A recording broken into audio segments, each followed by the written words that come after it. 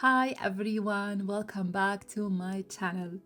Okay, finally I had a moment to sit down and play with some of the new art supplies that have been piling up in this tiny box. My craft room is honestly a disaster right now, but I managed to clear just enough space to swatch and share these goodies with you. So first up, the Caran Pigment Deco Brush. You already know how much I love their Pro Brush watercolor markers. So I was really excited to try this pastel set. The colors are gorgeous, super soft and dreamy. I did notice though the swatching paper that came with them kind of weird. It felt like glossy sticker paper, and honestly, it didn't feel like the best fit for these markers. Still, swatching was fun. The ink flowed really nicely. That said, they are definitely not opaque. I had to layer the colors a couple times to get more intensity. For some reason, I thought they would feel a bit like wash. No idea why. Maybe just the pastel vibe.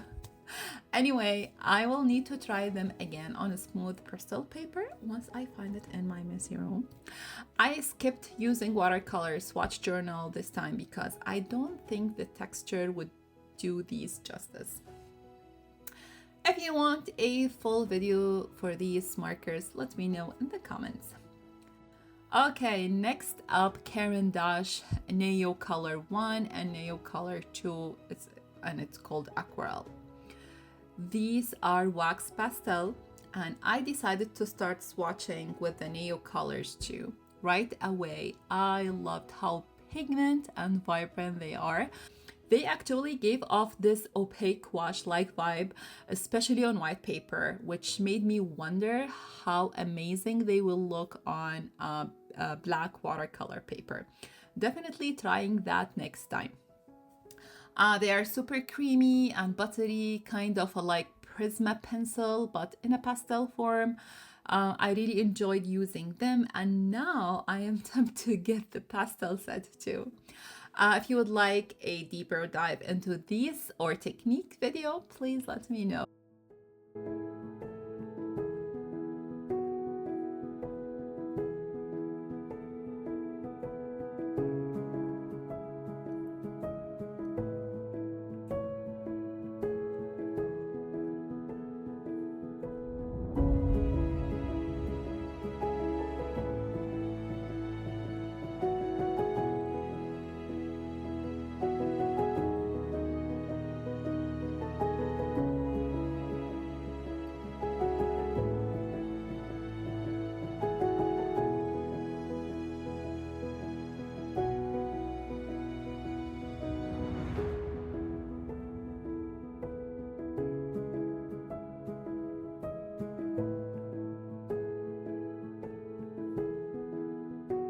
Now moving to Neocolor I, these are described as water-resistant wax pastel, still waxy, but not as buttery as the Neocolors II.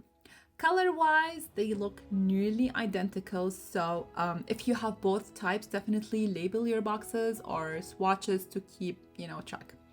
They remind me of a high-end crayons. I can see myself using them in mixed media or art journal for sure.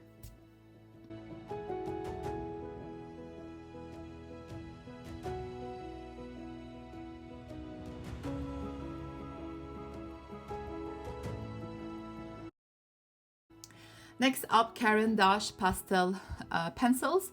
I got the smaller set just to test them out, and they come with a sandpaper, which I assume it's for sharpening, since your regular sharpeners can waste a lot of pastel.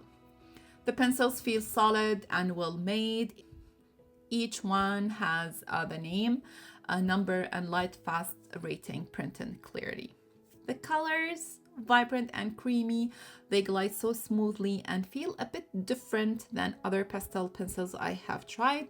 I definitely want to experiment more with layering and blending these.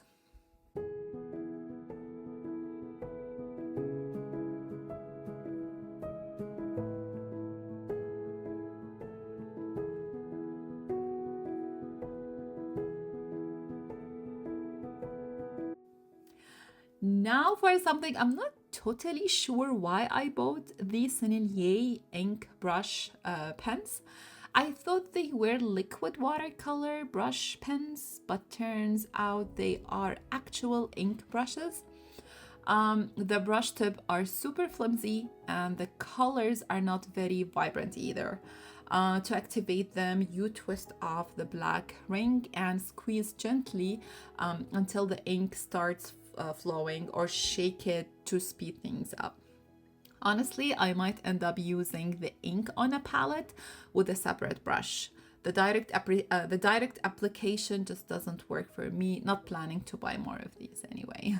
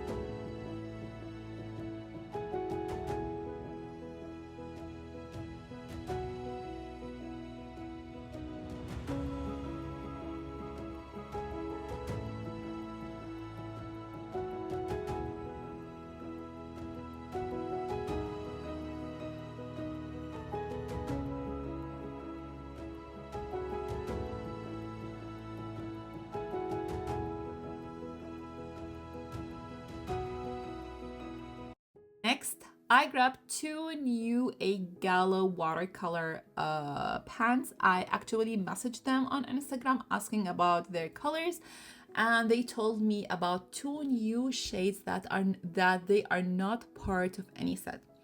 I will save those for a separate video. I think they deserve their own moment. Then I found these two random tubes from Sennelier. I completely forgot I ordered them. One is Iridescent blue, sorry if I butchered that name, and it's a PB60.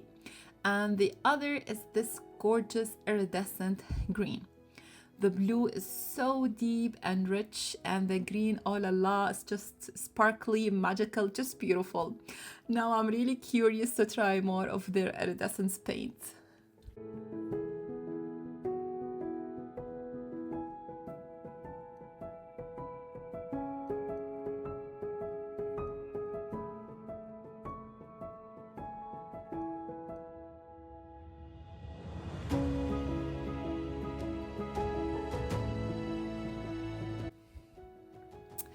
Next, Caran Wax Oil Pastels. These feel like a mix of oil and wax.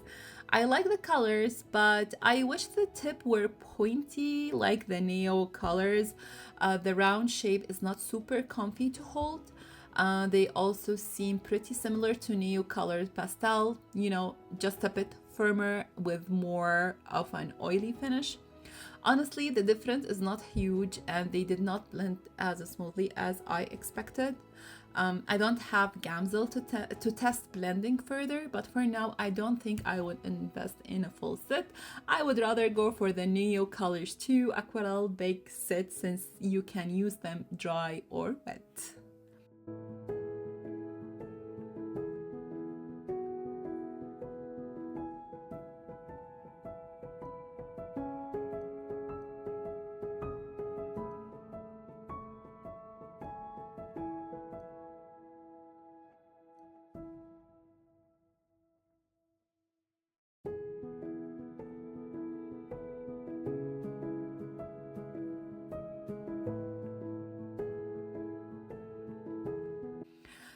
Okay, almost done, guys. The next one is a little gem. It's a watercolor pan by designer called Kristy Rice.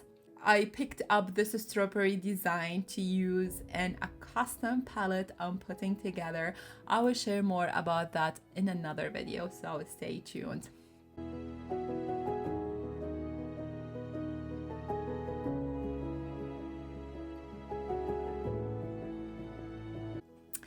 And finally, the star of the haul, these stunning Schmincke Signature Edition watercolors. I picked up 4 colors.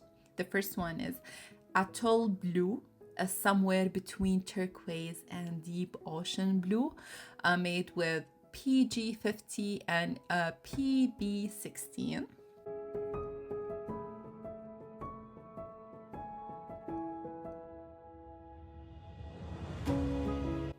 Then we have Wild Purple. Oh my gosh, such a beautiful granulating mix of pink and violet.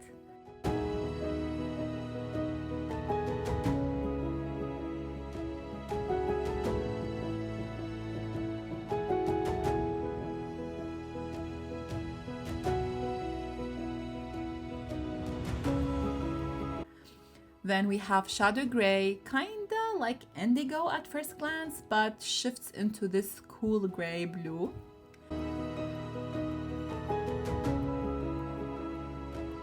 Then we have Bridge Green. It's like pastel, semi-opaque, almost gouache-like, gorgeous soft green blue vibes.